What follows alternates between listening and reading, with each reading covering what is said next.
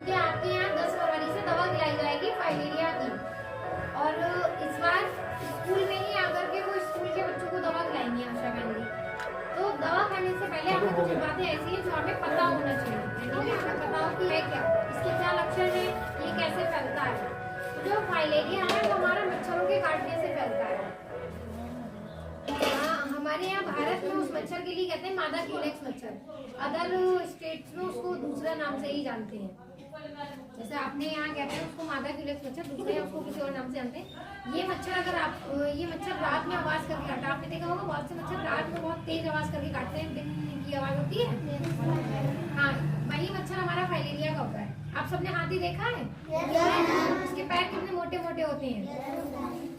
इस बीमारी को भी हाथी पांव कहते हैं। हाथी पांव इसलिए कहते हैं क्योंकि इस बीमारी में हमारे शरीर का लटकने वाला अंग, जैसे हाथ है, पैर है हमारे, वो हाथी के पैर की तरह मोटे हो जाते हैं बीमारी होने पर। इसे ही हम हाथी पांव कहते हैं।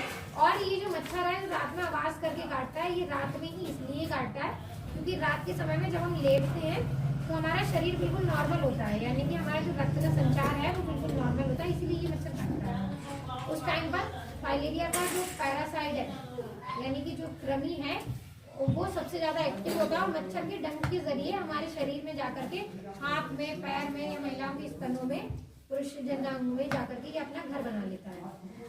और ये एक दीर्घकालिक बीमारी है। इसका शुरुआत में कोई भी लक्षण शुरू हो जाती है, फिर घाव होने लग जाते हैं उसमें, और जो हमारे पैर की उंगलियां नीचे दब जाती हैं उनमें भी घाव हो जाते हैं और अपने आप कीड़े पड़ जाते हैं अपने आप ही, क्योंकि वो उससे परत बिल्कुल ढक जाती है और उसमें जख्म बन जाती है। फिर जख्म में गंदगी लगती है नीचे से और उसमें कीड़े पड़ जाते हैं। इसीलिए हमें बहुत जरूरी है कि हम साफ सफाई रखें अपने आसपास में। और जो हमारे ये मच्छर है वो गंदे पानी में पनपता है। आपने देखा होगा आपके घर के आसपास में कहीं पानी इकट्ठा हो जाता है, नालियों में ही इकट्ठा हो जाता है, या क्या करते हैं नाली का निकास नहीं होता तो गड्ढा खोद के वो लोग वहीं पर इकट्ठा करने लग जाते हैं पानी, उसको वो ऐसे ही रहने देते हैं, उसमें ना तो कीटनाशक दवा डालते हैं नहीं, फिर उसके लार्वा में ये हमारा फाइलेरिया वाला मच्छर पैदा होता है, यानी कि हाथी पांव वाला।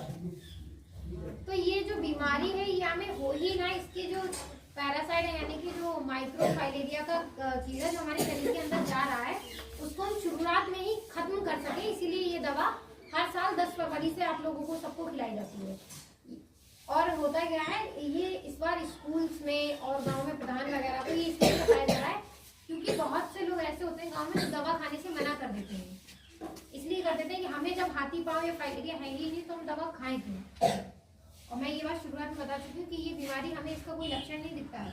10 से 15 साल बाद इसके साथ हमारे पैर पहले हल्का मोटा हुआ, ये लसीका तंत्र में जाकर के एंटर हो जाता है, फिर लसीका तंत्र में हल्के हल्के फैलाव आने लगता है, क्योंकि जब ये इसका पैरासाइट बढ़ता है, जो कृमि आपस में बढ़ते जाते हैं तो उसमें फैलाव आ जाता है। और फिर जो हमारे शरीर का द्रव पदार्थ होता है ना, वो उसी अंग में जाकर के डरने लग जाता है, जैसे हमारा पैर हो या हाथ हो, और हल्के हल्के करके ये हाथी के पैर की तरह मोटा हो जाता है। शुरुआत में कुछ नहीं है, इस साइड को शरीर के